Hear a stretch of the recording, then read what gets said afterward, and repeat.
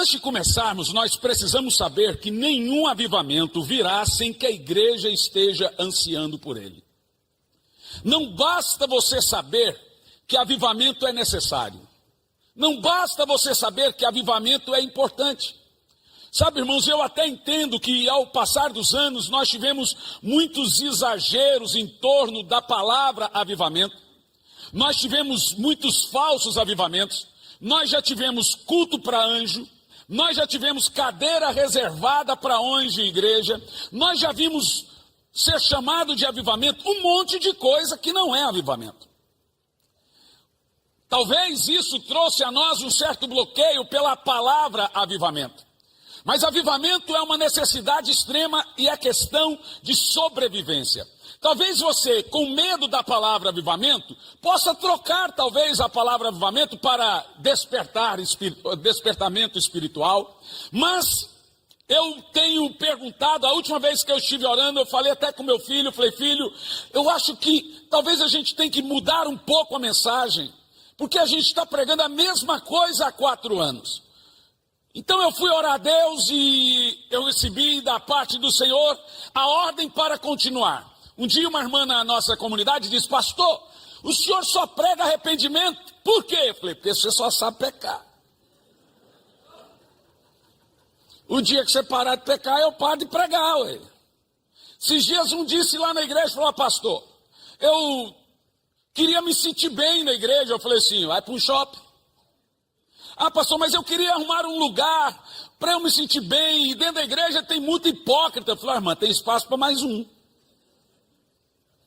A verdade, irmãos, é que às vezes nós criamos birra das coisas que são necessárias, porque foram praticadas de uma maneira desordenada. Esses dias eu estava numa conferência lá no pastor Nelson Brado, nosso amigo lá em Ponta Grossa, e era uma cruzada evangelística, e no primeiro dia eu falei, eu vou orar por libertação. Caiu uns 450 endemoniados, sem exagero, uns 450 endemoniados. Quando eu fui para casa, sabe, o culto foi transmitido numa live, estava escrito no comentário, um monte de gente assim, ó, filhote de Valdomiro, não, de Edir Macedo. Virei filhote de Macedo. No outro dia eu falei, hoje eu vou orar por cura. Fui orar por cura. Quando eu oro por cura, Jesus curou, voltei para casa, vou olhar a live, está assim, ó, filhote de Valdomiro. Irmão, se tem uma coisa que a Universal faz que não está errada, é expulsar demônio. Se tem uma coisa que o Valdomiro faz que não está errada, é curar enfermo.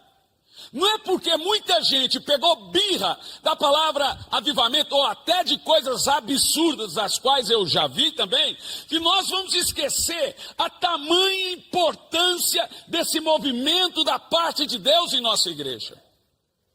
Se nossas igrejas não viverem um avivamento de quando em quando, em vez de avivamento, veremos um sepultamento. Tudo que não cresce, morre. A igreja precisa sempre, de quando em quando, de um verdadeiro despertamento espiritual. E nós, pastores, somos responsáveis por pegar a igreja e colocar a vida dela na tomada. Um pregador espiritual vai trazer uma consciência espiritual para a igreja. E um pregador carnal, ainda que ele pregue a palavra de Deus, seja ela qual for, ele não vai gerar uma vida espiritual nas pessoas. Porque uma mensagem gerada na mente só alcança a mente, e uma mensagem gerada no coração só alcança o coração. Eu costumo dizer que um pregador, ele só vai pregar 2 coisas: aquilo que ele procura ou aquilo que ele já encontrou. O resto é papel. Por isso que eu gostaria que você focasse um pouco, o tema é foco, no que eu vou dizer aqui sobre 4 fases de um verdadeiro, intenso, sobrenatural avivamento dentro do texto que nós lemos. Mas uma outra coisa importante também entendermos sobre a questão avivamento, e esse é o ponto que nós devemos focar de fato para aquilo que não é de fato um verdadeiro avivamento, que um verdadeiro avivamento ele vai nascer de 2 coisas: um movimento de oração pró-avivamento e arrependimento. Não existe avivamento sem arrependimento, Não existe avivamento sem oração, não existe avivamento sem corações voltando ao altar, ou seja, salvação de almas. A primeira fase de um verdadeiro avivamento, ainda no versículo 1, o texto já lido, diz assim: eis que eu enviarei o meu mensageiro que preparará o caminho diante de mim. Antes de um avivamento, o Senhor irá levantar uma voz profética, como no exemplo de João Batista antes da vinda do Senhor Jesus. Em Mateus capítulo 3, versículo 3 diz: ele é aquele de quem o profeta Isaías falou ao dizer: voz do que clama no deserto, preparai o caminho do Senhor e endireitai as suas veredas. Observe esse texto. Em nenhum momento aqui a Bíblia está dizendo que João era a voz que clamava no deserto. João não era a voz que clamava no deserto. O texto afirma que João era a voz do que clamava no deserto, daquele que clamava no deserto. Em outras palavras, deixa muito claro aqui para nós que quem continuava a clamar no deserto era Deus. João estava apenas reverberizando, sendo a voz de Deus naquele deserto. Por isso que o texto disse, voz do, ou daquele, algumas versões diz, voz daquele, ou voz do que clama no deserto. Preparai o caminho do Senhor e endireitai as suas veredas. O primeiro ponto importante para nós entendermos aqui nessa noite é quantos de nós queremos ser voz nesse tempo. Muito mais importante do que aquilo que pregamos é aquilo que somos depois de pregar ou antes de pregar. Seus filhos gostam de ouvir sua pregação. Sua esposa acredita naquilo que você prega. O texto aqui sugere que João era um mensageiro. E antes de cada avivamento, o Senhor levanta um mensageiro para pregar ao povo. Nós vemos, por exemplo, em 1904, um garoto de 16 anos de idade, por nome Evan Roberts, num paizinho de 100 mil habitantes. O avivamento, na realidade, da Rua Azusa de Los Angeles, ele começa no país de Gales. O irmão Seymour vai lá conhecer o avivamento que estava acontecendo no país de Gales. Ele vê aquele mover sobrenatural e ele volta para Los Angeles completamente impactado junto com os irmãos Holiness. O avivamento do país de Gales me impressiona muito, não só pelo que Deus fez, mas como ele fez e através de quem que ele fez. Então um garoto entra dentro da igreja e pega o seu pastor, já de idade, de joelhos, orando. Esse menino tinha 16 anos de idade. E o pastor dele estava orando, clamando a Deus. E ele queria ter um tempo de conversa com o seu pastor. Então ele fica lá por algumas horas e horas e horas e horas, e o pastor não para de orar. Não é igual aquelas orações quando eu era criança, no círculo de oração da minha avó. Minha avó orava, eu ficava ali, ela dizia, fica aí orando. Como? Espírito de oração. Até hoje eu quase não sei o que é isso. E depois de meia hora, o glória a Deus da minha avó virava goi. Era goi, goi, goi. Eu falei, meu Deus, a mulher não para. Aquela irmã do coque. Mas aquele irmão estava orando lá naquela ocasião. William Seymour Evan Roberts vai embora. Quando ele volta, o pastor dele está na mesma posição orando. Ele pensa consigo, não é possível. Será que... Não deve ser verdade. Ele foi em casa, não é possível. Então, o pastor dele volta, termina a oração, fala, Evan, tudo bem com você? Quanto tempo você está aí? Falou, pastor, como assim quanto tempo eu estou aqui? O senhor foi em casa, pastor? Não, eu fui em casa, eu vim de casa e estou orando. Escute. Falou assim, não, eu vim orar, o senhor continuou orando, fui em casa, voltei e ele falou assim, como assim? Pastor, o senhor está orando há 24 horas. 24 horas de joelho sem se levantar. E sabe qual era a oração do pastor de Evan? A oração dele era, Senhor, dobra minha vida, Senhor. Dobra minha vida, Senhor. Dobra minha vida, Senhor. Dobra minha vida, Senhor. Dobra minha vida, Senhor. Aí, Evan decidiu perguntar para o pastor dele, por que o senhor ficou todo esse tempo orando, dobra minha vida, dobra minha vida, dobra minha vida? Ele falou assim, porque Deus só pode usar um homem grandemente depois de quebrantá-lo grandemente. De acordo com o pastor já de idade de Evan, o maior empecilho para o avivamento não é aquilo que fazemos em prol do avivamento, é aquilo que fazemos para atrapalhar o avivamento. Avivamento é uma obra que vem de Deus, que começa com Deus, que é professada por Deus e tem todo o seu trabalho em Deus. E nós temos uma mania muito grande de pensar, estar ajudando a atrapalhar o avivamento. O grande segredo do avivamento do país de Gales foi que juntaram pessoas para orar, não para que o avivamento viesse. Olha a oração deles, quebranta-me, Senhor, dobra minha vida, Senhor, quebranta-me, Senhor. A oração deles era para que eles continuassem humildes e obedientes, para que quando o avivamento viesse, eles não atrapalhassem o mover de Deus. Esse avivamento veio, Deus olhou para Evan e disse o seguinte, se você orar assim, dessa forma, igual o seu pastor, por 2 anos, presta atenção, gente, por 2 anos, eu te dou 100 mil almas. Gente, nós estamos falando de um garoto de 16 para 18 anos. Ele falou, como assim? Ore, quebranta-me, Senhor, dobra minha vida, Senhor, quebranta-me, Senhor. Então, Evan começou uma reunião de oração. Em 2 anos, detalhe, o país de Gales tinha 100 mil habitantes. Em 2 anos, presta atenção, eu não estou falando de 5, eu estou falando de 2 anos.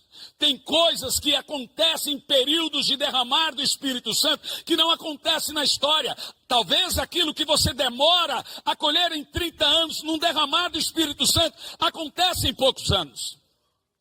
Em 2 anos, as pessoas estavam nas ruas porque todas as igrejas ficaram pequenas. Não tinha uma só igreja para comportar o tamanho daquele mover do Espírito Santo.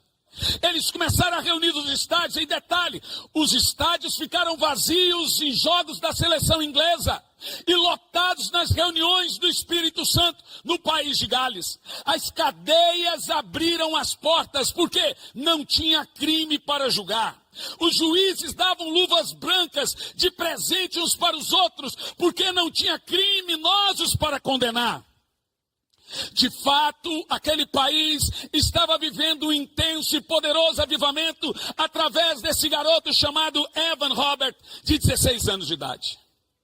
Talvez você pode estar se perguntando assim, poxa vida, eu queria muito ser usado por Deus, mas eu não tenho capacidade. Deus nunca mandou Davi matar Golias, ele estava lá para fazê-lo.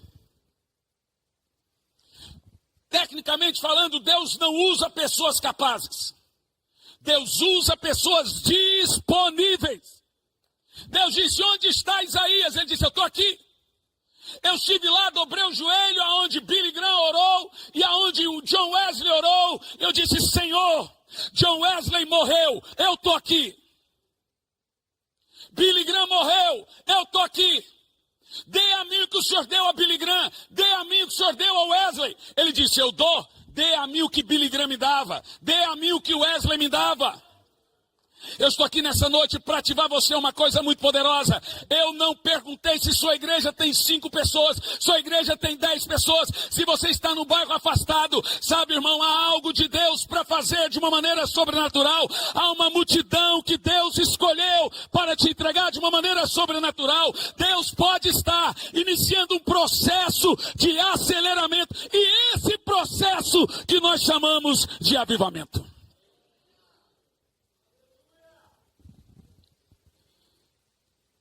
William Seymour não era capacitado. Ele era um analfabeto. Quando ele foi estudar, ele teve que estudar lá de fora da sala por causa do preconceito. Vocês têm que se lembrar que nasce o maior avivamento pentecostal do mundo dentro de uma igreja para negros em época de segregação racial. Quase ninguém ali sabia ler uma Bíblia.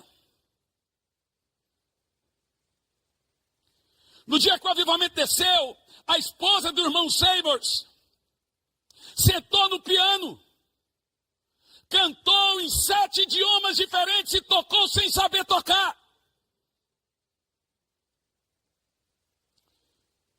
Se você conseguir explicar o mover que está acontecendo na sua igreja, não foi Deus que deu. Não foi. Existem coisas que você vai dormir de um jeito e nascer de outro jeito. Existem coisas que irão te surpreender. E essas coisas que nós chamamos de avivamento. Eu já vi cada coisa sobrenatural, meu irmão. Eu já vi o Senhor ressuscitar mortos. Sabe, dentro da Rua Azusa tinha uma irmã da Igreja Batista Tradicional que veio da Coreia para estudar o avivamento da Rua Azusa. Igual os 2 pastores suecos. Olha como que Deus faz as coisas. Quando ela terminou ali a sua quinzena ali estudando e o diário ficou desse tamanho, ela decidiu que ela iria embora. De repente levantou um ex-escravo enorme e falou assim: volta para a Coreia, que eu quero te dar 1 milhão de almas para Jesus. Ela foi para a Coreia. Crendo naquela profecia, vamos ver agora se a palavra de Deus é verdadeira ou não é. Então ela vai pregando durante anos, não ganha nenhuma alma, e anos, e anos, e anos, e anos, e não ganha nenhuma alma. Ela já de bastante idade, prestes a morrer, ela vai questionar Deus. Não ganhei nenhuma alma. Não consegui alcançar nenhuma alma. Resultado da história, através daquela irmã, ela ganha uma única alma e morre. E agora, como é que fica a profecia de 1 milhão de almas para Jesus? Ficaria muito triste se aquela única alma que ela ganhou para Jesus não fosse a alma que ganhou o pastor Cho. Isso está no livro 50 anos 50 anos do jubileu do pastor Cho.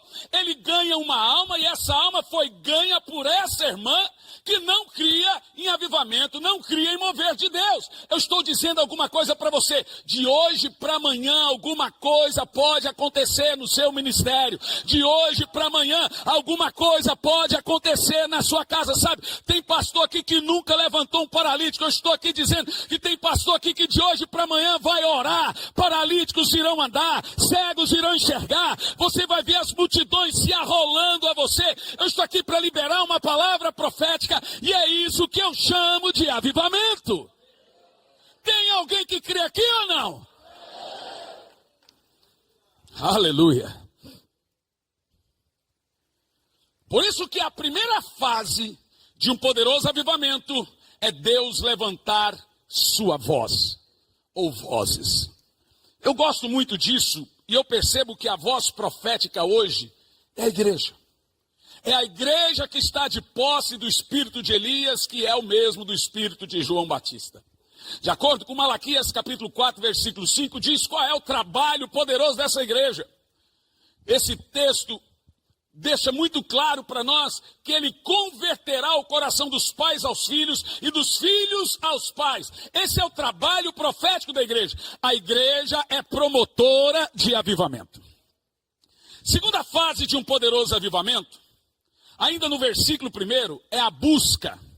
Observa o texto. Então, de repente, o Senhor a quem buscais. Esse texto está dizendo em alto e bom som aqui, ó. O texto diz assim, ó: o Senhor a quem buscais. O texto não está dizendo o Senhor a quem ignorais, ou o Senhor que manda o poder dele a hora que ele quiser. Perceba que todo o povo de Israel estava preso numa escravidão por 400 anos. Você sabe que eu gosto muito de falar isso. Por que Deus permitiu que o povo de Israel ficasse preso por 400 anos no Egito? Ora, não tinha uma promessa que Deus enviaria um libertador e livraria eles daquela escravidão? Se tem uma profecia e se tem uma promessa, por que então que demorou 400 anos? A resposta é mais simples do que a pergunta. O Senhor diz a Moisés: Moisés, desce ao Egito, porque agora eu ouvi o clamor do meu povo. Então eles ficaram escravos lá por 400 anos, por qual motivo? Porque não oravam. Mas de repente, quando iniciou o movimento para Deus em prol de oração, logo em seguida o Senhor começa a responder. Por isso que não há avivamento sem movimento de oração. Oração não é uma coisa que você deve fazer apenas porque estamos prontos para esse período na igreja orarmos um pouco mais. Na realidade, oração é a engrenagem de um poderoso avivamento. Então Deus chamou Ezequiel e disse: Ezequiel, procurei alguém que estivesse na brecha, orando pela nação. Mas como a ninguém encontrei, a nação foi destruída. Por que a nação foi para a Babilônia? Porque não tinha gente orando. Jeremias olhou para o Senhor e disse: olha, eu não aguento mais ficar lamentando, estou sofrendo essa canga, esse buraco, e murmurava e reclamava. Deus falou: Jeremias, vamos andar comigo pelas ruas de Jerusalém. Se você encontrar um sequer orando, você não precisa lamentar mais. O apóstolo Paulo dá uma ordem claríssima para nós, servos do Senhor. Ele diz: ordeno que todos os homens orem. Ordeno que todos orem. Ordeno que todos orem. Eu não conheci um avivamento que nasceu da gracinha de Deus para alguém. Em 1822 tem o grande despertar dos Estados Unidos através de um jovem chamado Finney. Esse homem alcançou mais de 4 milhões de almas para Jesus. Qual era o segredo desse homem? Sua vida de oração. Finney orava. Depois vem Moody, ganha quase 4 milhões de almas para Jesus. Moody orava. Você tem, por exemplo, David Brenner, que ganha 50 mil índios em Massachusetts, canibais. Brenner orava. Eu acabei de citar para você Robert Murray McCheyne. McCheyne ganhou toda a Escócia para Jesus. Qual era o segredo de McCheyne? McCheyne orava. John Wesley morre com 80 e poucos anos de idade. Ele é o considerado grande avivalista de todos os tempos. O Wesley também nos leva a ver como que é receber o fogo de Deus na sua vida. Dia 24 de maio, 8 horas e 30 minutos de 1736, o Wesley andava para casa, para lá e para cá, para lá e para cá. Ele não era batizado com o Espírito Santo. Então ele começa a gastar horas orando. Ele conta que um fogo entrou dentro da sua boca. Ele sai correndo pelas ruas de Londres e as multidões começam a se acercar. Daí nasce o grande avivamento metodista. O Wesley orava. Finney orava, os discípulos oravam, os discípulos jejuavam 2 vezes por semana. Ele jejuava toda quarta e toda sexta-feira. Os discípulos eram de oração, faziam 3 orações diárias. Nunca conheci na história um avivamento, um movimento, um mover que não nasceu da oração. Gente, eu vou contar um negócio aqui para vocês. Quero que você não leve para o lado do preconceito. Foca só no testemunho, esquece as outras coisas. Eu vou confessar um pecado. Eu li o livro do Edir Macedo. Como eu te disse, foca no testemunho. Pastor Samuel, eu estava lendo o livro do Edir Macedo e me parou numa página, como Edir Macedo conseguiu fazer a igreja na África do Sul verdadeira sem existir. E aquilo me impactou. A igreja na África do Sul não emplacava. Estou contando para vocês, estamos só entre pastores. E a igreja não ia. O pastor ligava, ele ligava para o pastor, então ele pegou o Opala dele e pousou lá em Johannesburg. E do meio do caminho ele liga para o pastor dele e fala assim, ó, estou chegando. Aí o pastor falou, então vou reservar o hotel. Não, vou ficar na sua casa. Você imagina o seu pastor Edir Macedo e fala, vou ficar na sua casa 30 dias. Você está lascado, irmão. Falou, mas arruma o quarto, vou ficar na sua casa. O que nós vamos fazer? Na hora que eu chegar, a gente conversa. Reservou lá o melhor quarto, chegou, falou assim, o pastor chegou, almoçou, o Edmar chegou, almoçou e falou assim, fala o seguinte, a partir de amanhã, dorme tudo que você tem que dormir, a partir de amanhã, nós vamos acordar todo dia, 4:30 da manhã. Todo dia. E vamos orar até às 7. Depois nós vamos para o culto das 7 na igreja. Vamos fazer o das 7, das 9, voltamos, almoçamos e dormimos à tarde. Para voltar para o culto da noite. Eu falei, não, isso não é possível, isso não aconteceu. Aí o pastor perguntou, mas por que o senhor vai fazer isso? Ele falou assim, ó, enquanto a igreja não avançar, não crescer, não demonstrar, eu não vou sair de sua casa. Coitado, pastor. Irmão, você consegue conceber isso aí? Se colocar no lugar do pastor? Resultado, começou o primeiro dia, de Macedo, vamos lá, hora de madrugada. Da madrugada até às 7 da manhã, depois vai para o culto, depois vai não sei o que, etc. Isso foi. Deu 15 dias, a igreja não avançou. E aí, bispo? E aí que nós vamos continuar. Mas o pastor já não está aguentando mais. Continuaram. Quando deu, a igreja tinha 500 pessoas. Quando deu 30 dias, o Edir Macedo, isso está no livro, estou contando já que está no livro, estava fazendo culto para 2.500 a 2.000 pessoas. Aí o pastor todo feliz, ô bispo, olha, não é que a igreja explodiu, como ele usa o termo, vai arrebentar. É assim que ele fala, né? Vai arrebentar, arrebentou. Gostei, não, tá bom, mas eu pus um meta diante de Deus, eu não abro mão, eu quero 3.000 pessoas. O pastor fez. Sabe que essa história mexeu muito comigo. Meu querido irmão pastor, eu, você, qualquer um de nós, você se lembra quando você conseguiu suas batalhas espirituais através do poder da oração? Até o seu povo sabe quando você está orando. O seu povo, irmão, deixa eu falar assim, já meu filho me perguntou, pai, o que é unção? Eu falei, ih, rapaz, que pergunta difícil. O que é unção? O que é unção? Filho, eu não sei te dizer o que é unção. Eu sei te dizer o que não é unção. Pelo menos eu sei quando eu não estou ungido. Irmão, o seu povo sabe quando sua mensagem vem de um quarto de oração ou de um túmulo seco e vazio. Eu estou sabendo que tem pastores aí que estão através de inteligência artificial fazendo seu sermão. Irmão, inteligência artificial não tem Espírito Santo. Vai para o quarto buscar. O que Deus faz com um, faz com todos. Vamos orar. O nosso povo merece um pastor ungido. Seja honesto. Você ama a sua igreja? Quem aqui ama a sua igreja? Então dê a eles um pastor cheio do Espírito Santo.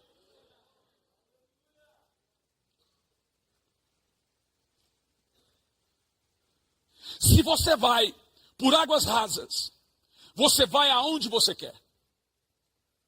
Mas se você vai por águas profundas, é o rio que te leva. Sabe, irmão, eu vou te dizer uma coisa. Nós começamos na oração. E você sabe dessa verdade. Mas muitas vezes, oh meu Deus, estamos como Davi. Vai lá, faz essa guerra, agora eu já estou na fase de ficar mais de boa. Que perigo. Quando eu li aqui o texto aqui, de repente o Senhor a quem vós buscais. Saiba, meu irmão, que Deus não abre mão dessa pequena palavrinha aqui, ó. Buscai. Oh, meu Deus. Sabe, a oração é uma coisa muito poderosa. E na oração nós temos que aprender também a perder o vício de só falar. Não é sempre que você está conseguindo orar 30 minutos, 1 hora. Mas isso, não conseguir orar assim, deve ser talvez um acidente. A rotina deve ser inversa. A rotina deve ser conseguir orar. Hoje infelizmente, não. Mas você vai perceber, e olha, presta atenção no que eu vou te dizer. O judeu ora 3 vezes por dia. O muçulmano 5. O budista 10. O seixonoísta 18. Tirando o judeu, esse povo que eu acabei de falar aí, ó, veja, 5, 10, 3, 18. E o cristão? Tirando o judeu, esse povo aí tem deuses mortos, mas o trata como se estivesse vivo. E nós que temos um Deus vivo, mas tratamos como se estivesse morto. Ah, pastor, mas sabe, a minha vida é corrida, eu não consigo orar, e eu estou dirigindo, eu estou aproveitando e orando, eu não sei o que, irmãos. Essa geração dos iPads, essa geração dos streams, essa geração do smartphone, Smart TV, essa geração HBO, essa geração Prime Video, Netflix, Xbox, PlayStation, só vai provar uma coisa, que a falta de oração nunca foi por falta de tempo. Eu quero ver nós chegarmos diante de Deus, pega Atos 6, versículo 4, quando os apóstolos perceberam que eles estavam muito atarefados com as coisas do Senhor. Nem estamos falando das coisas que não são do Senhor, das coisas do Senhor. Eles decidem preparar os diáconos para cuidar daquilo e diz, quanto a nós nos dedicaremos à oração e ao ministério da palavra. Deixa eu me dedicar 2, 3 minutos sobre esse ponto aqui importante. Tem muita gente que diz assim, eu não oro porque eu não sou do ministério da oração. Você já ouviu isso? Ah não, na minha igreja eu tenho quem ora, eu tenho intercessão. Então eu não oro porque eu tenho uma equipe de intercessão na igreja. Agora observa que o texto diz o seguinte, ó. Ministério da palavra, ofício da oração. Sabe o que isso quer dizer? Nem todo mundo vai subir aqui e pregar. Nem todos vão conseguir pregar. A palavra não é um ministério de todos. A palavra é um ministério de poucos. A oração é um ofício de todos. Veja que o texto diz, ministério da palavra, ofício da oração. Pregar é maravilhoso, mas presta atenção da diferença entre palavra e oração, porque tem gente que pensa que a leitura da Bíblia também substitui a vida dele de oração, e a vida dele de oração substitui a leitura da Bíblia, e o jejum que substitui a oração, e a oração substitui o jejum. Qual é a diferença entre palavra e oração? Na realidade, um irmão me perguntou esses dias, qual o mais importante? Eu disse, qual asa do avião é mais importante? Presta atenção. Palavra alcança o coração dos homens. Oração alcança o coração de Deus. A palavra atinge o temporal, a oração atinge a eternidade. A palavra foi feita para o homem, a oração foi feita para Deus. Gente, presta atenção. Deus não ouve pregação, gente. Tem pastor que jura que pensa que Deus olhou o sermão dele e falou, uau!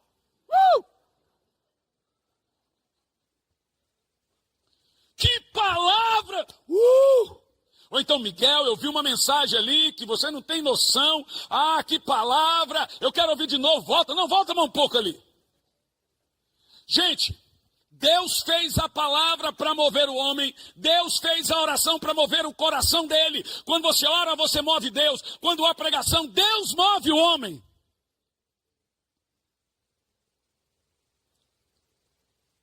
Deus não vai abrir mão da busca. Deus não vai abrir mão do humilhar-se. Deus não vai abrir mão do prostrar-se. Então presta atenção. Se você não gosta do que você está vivendo no ministério, muda a semente. Ela é culpada.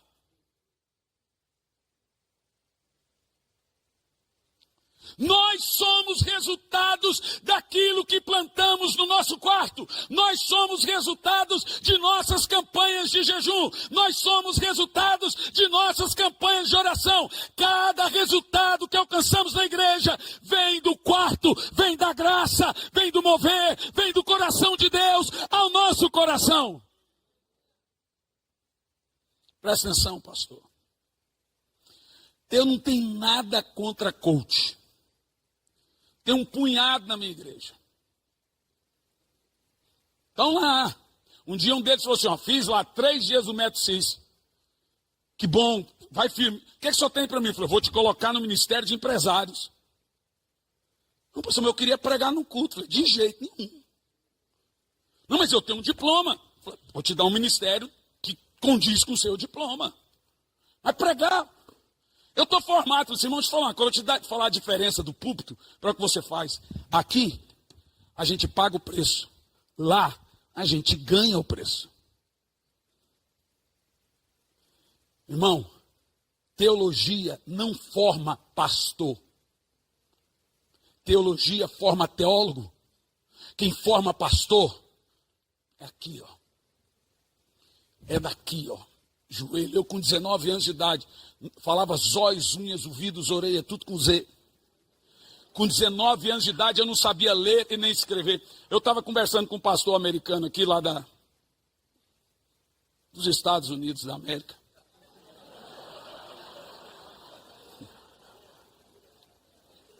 Aí o pastor me perguntou, você não fala inglês? Eu falei assim, irmão, para um goiano falar em português já é avanço. Eu lembro quando eu fui pedir uma oração para Morris Cirula, eu treinei o inglês por 3 semanas. Eu falei, ó, que eu parar na frente dele, eu falo assim, pray for me, please. Pray for me, please. Pray for...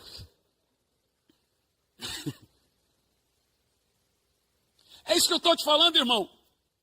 Sabe, o Brasil foi movido por muitos anos por pessoas que foram taxados de leigas, neófitas. Não estou aqui arrogando a ignorância, não, meu irmão. Eu estou dizendo a você para focar na pessoa do Espírito Santo, focar na sua intimidade com o Espírito Santo. O pastor aqui dos Estados Unidos disse que foi presidente lá de várias igrejas. Você traz isso, não? Foi presidente de várias igrejas americanas sem ter faculdade. Eu falei, se um americano não tem faculdade, você quer que um goiano tenha?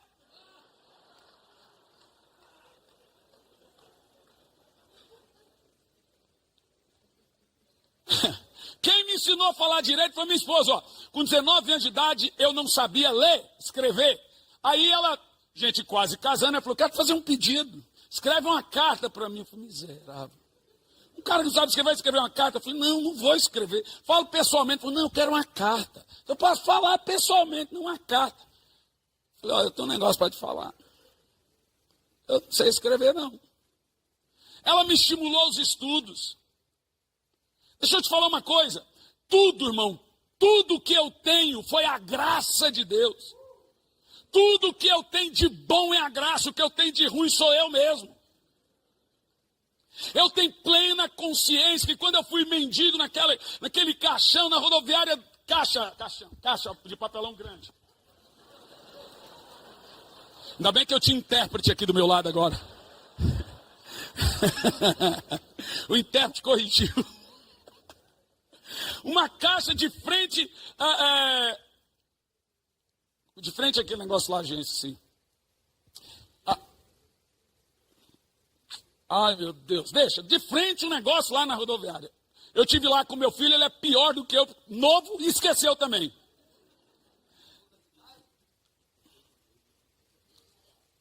Não, caixa, que seja. Caixa econômica. O intérprete agora não ajudou. E eu me lembro, irmãos, de todas as vezes naquela caixa, nunca fui ex-nada na minha vida, nunca pus cigarro, bebida, nunca usei droga pesada, nunca torci pro Corinthians, Flamengo. Deixa eu te falar um negócio. Não ia perdoar.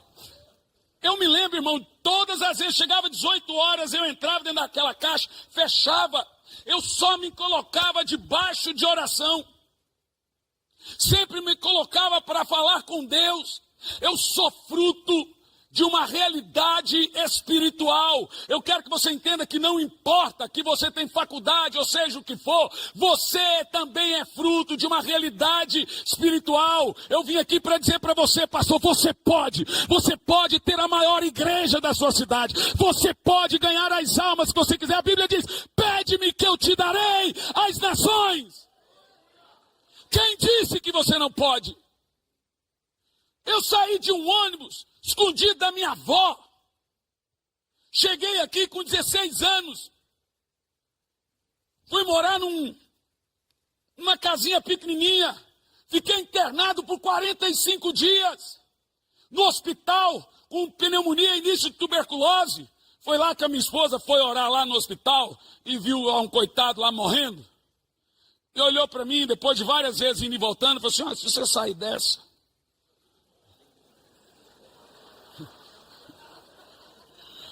você poderia casar. Eu falei assim: eu caso. Eu acho que ela pensou que eu ia morrer, gente. E levou um azar tão grande que Jesus me curou que teve que casar. Sabe o que eu estou dizendo para você, meu irmão? A Bíblia Sagrada deixa claro que aqueles que buscam o Senhor são recompensados. São ou não são?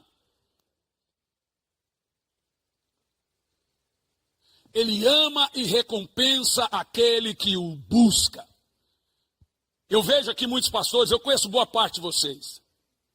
Vejo, Luiz chegou no Canadá, sol, frio e a botina.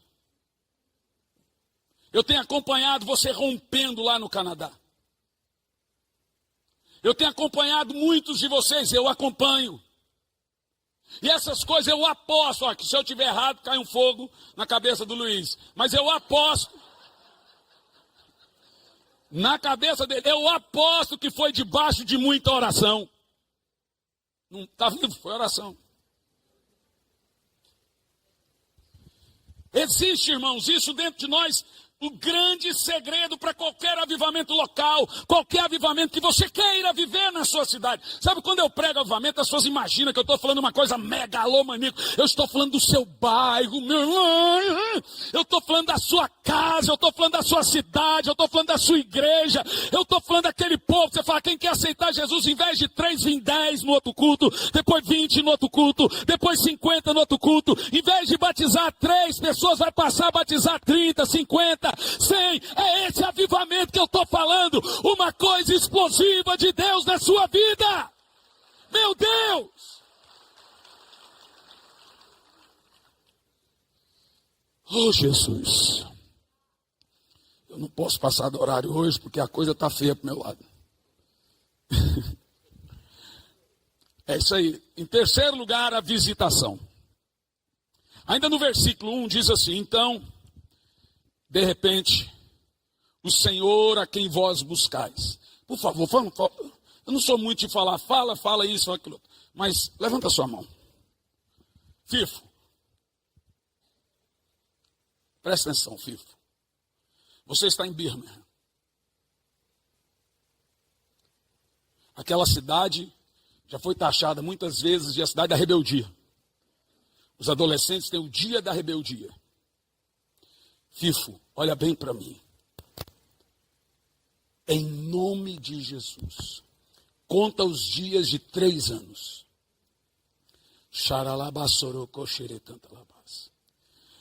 Em nome de Jesus, Deus vai multiplicar em 3 vezes a sua igreja do que você chegou, aonde chegou, como chegou. Agora você só precisa fazer uma coisa, Fifo, não estragar. O que Deus tem, eu vejo Birmingham incendiada com o poder do Espírito Santo. Oh, aleluia, aleluia, aleluia, aleluia, aleluia. Eu vejo um mover profético aqui agora. Deixa eu te contar um negócio. Eu estava num culto e um garotinho chegou e falou assim: pastor, caiu um negócio aqui no meu pescoço e está queimando. E eu faço assim, está queimando, queimando, queimando. Falei, é água? Não, não é água. Aí eu fiquei com aquilo na cabeça. Fui orar a Deus. O Espírito Santo me disse, não é água não. É azeite. Para cada tempo, Deus tem um azeite para esse tempo. O que eu estou querendo dizer com isso? Deus sempre tem uma voz profética para cada geração. Um azeite quente vem sobre nós. Coisas novas. Oh, meu Deus. Meu irmão, essa parte aqui da visitação. Então, de repente, o Senhor a quem vós buscais, desejais, virá. A terceira fase de um poderoso avivamento é quando Deus visita. Meu irmão, deixa eu te falar uma coisa poderosa. Agora eu vou apontar para uma situação macro, um pouco diferente que a anterior. Eu não sou e não serei pregador pessimista. Aquele tipo de pregador que prega em cima da desgraça, do caos e do escândalo e etc. Eu já sou do otimista. Eu amo o que Deus faz e eu amo o que Deus tem para fazer. Se a sua cidade vai mal, a sua igreja está lá. Deixa eu te contar um negócio. Eu faço parte de um grupo de vários pastores, evangelistas, profetas e tal. E eles se reúnem sempre para orar por avivamento. Está ali uns 350. Do mundo todo. Tem das Filipinas, tem do Japão, tem da Europa, tem dos Estados Unidos, tem da América Latina, tem no Brasil. Eu estou lá, mas nunca falei nada. Então, só fico observando. Aquilo é liderado por Cindy Jacobs, Stacey Campbell, Maldonado e entre outros. Eu estou lá. Mas a última vez me deixou muito impactado. Eles decidiram se reunir para orar por avivamento. Olha para mim aqui, presta atenção. Eu só vou falar isso se você me prometer que você vai descuritibar agora.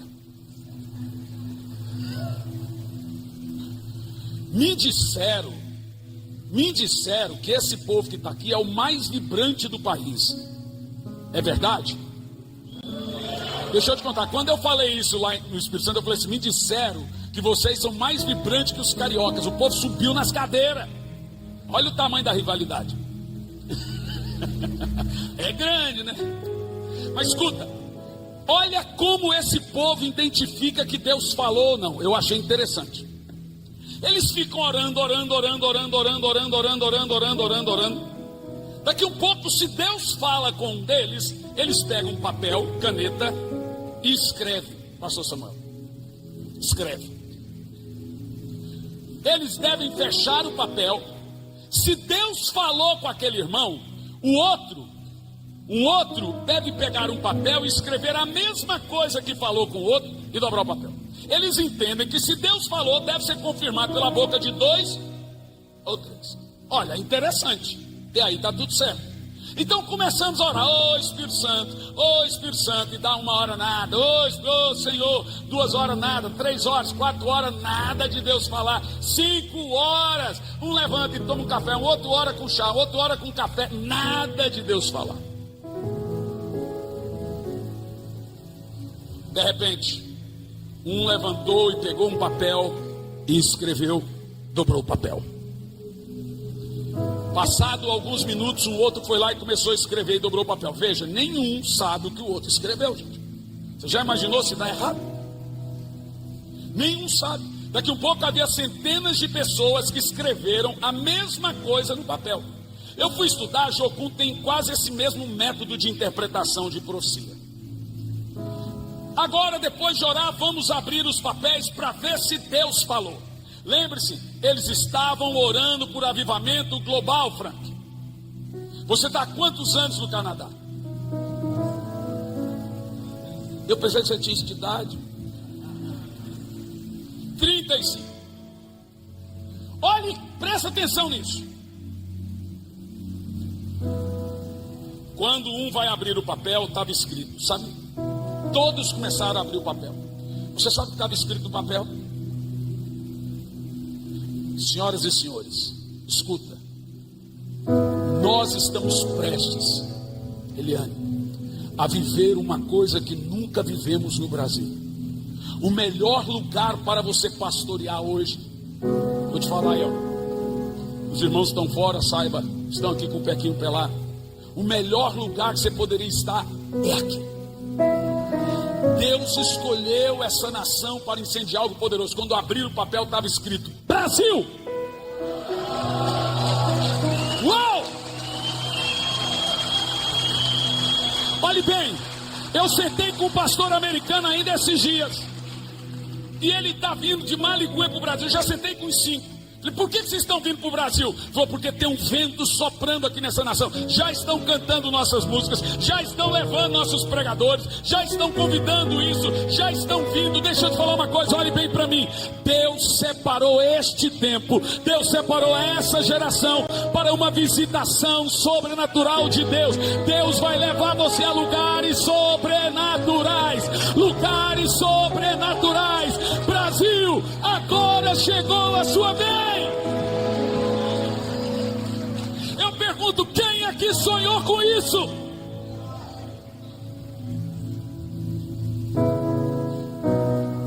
Irmão, eu creio demais nisso.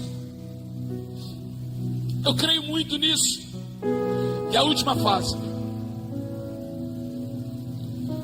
depois de uma intensa visitação, temos o batismo de fogo. No verso 2 e 4 diz assim: mas quem poderá suportar o dia da sua vinda, e quem poderá subsistir quando ele aparecer? Porque ele é como o fogo do ourives e como a potassa do lavandereiro, e assentar-se-á como derretedor e purificador da prata, e purificará os filhos de Levi, os refinará como ouro e prata, e eles trarão ofertas justas ao Senhor. O último e o grande propósito de um poderoso e genuíno avivamento é um batismo de fogo. Eu não vou teologizar aqui o que é um batismo de fogo. Eu creio que todo mundo aqui tem a mesma teologia quanto a isso. E cremos que o batismo de fogo é um batismo capacitador e purificador da parte do Senhor.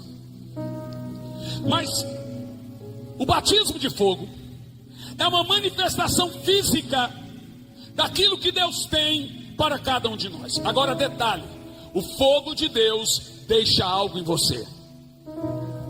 O fogo de Deus deixa algo em você.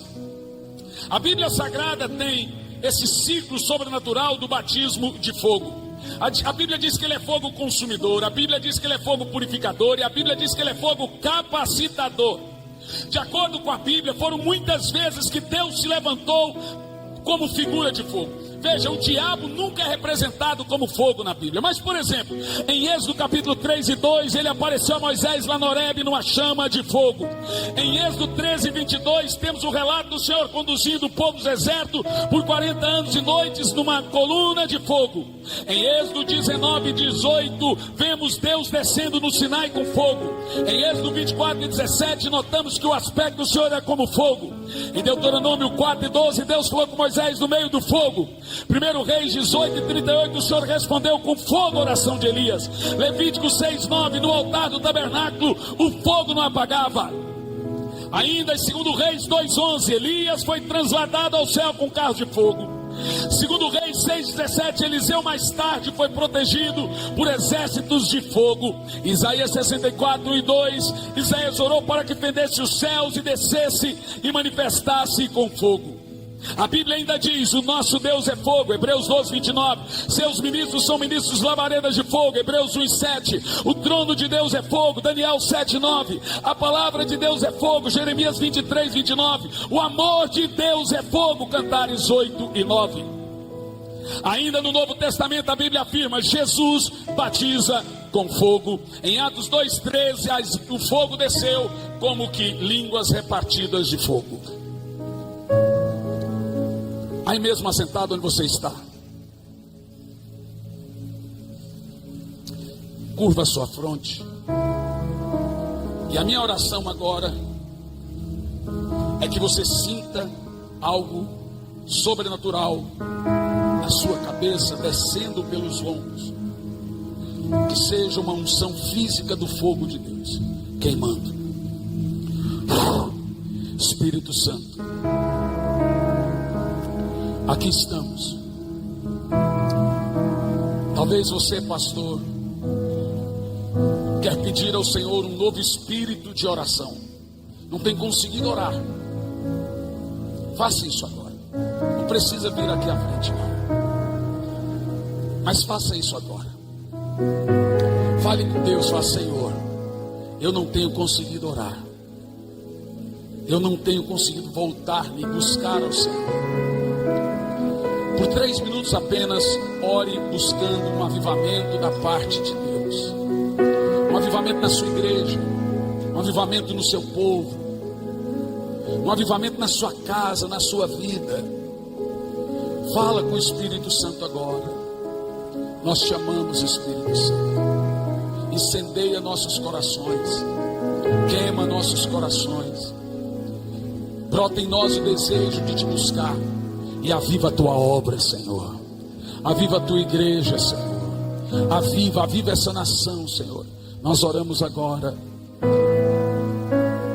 nós te buscamos agora, clamamos pelo Senhor agora. Por 2 minutos agora, ore em línguas. Ore forte.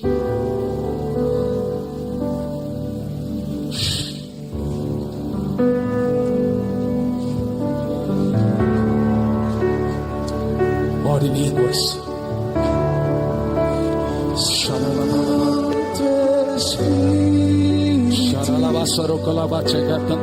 Ore alto em línguas.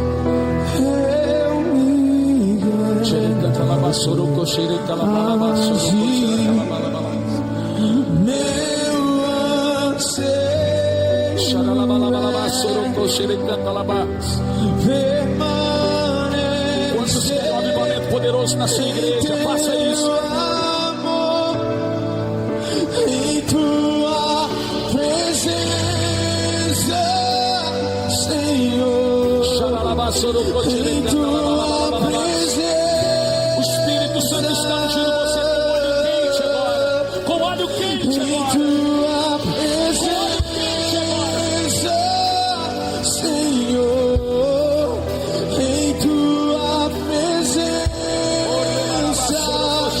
Santo Espírito.